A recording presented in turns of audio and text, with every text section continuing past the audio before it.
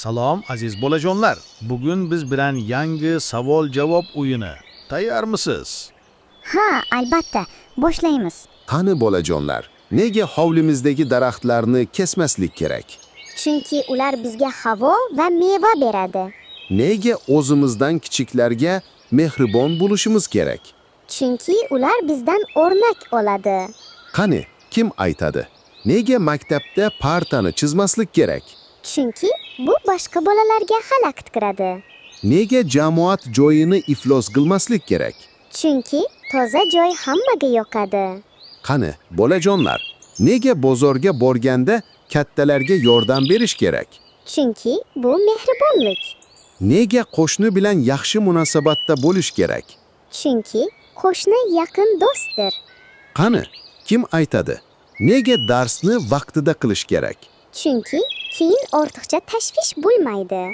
Nega qishda ko'proq vitaminli ovqatlar yeyish kerak? Chunki bu sog'lig'imizni mustahkamlaydi. Qani bolajonlar, nega nonni yerga tashlamaslik kerak? Chunki non qadrlidir. Nega boshqa odam gapirayotganda eshitish kerak? Chunki bu hurmat va odobdir. Qani, bolajonlar, nega chaqaloqlarni bezovta qilmaslik kerak? Chunki ular tinch uxlashi kerak.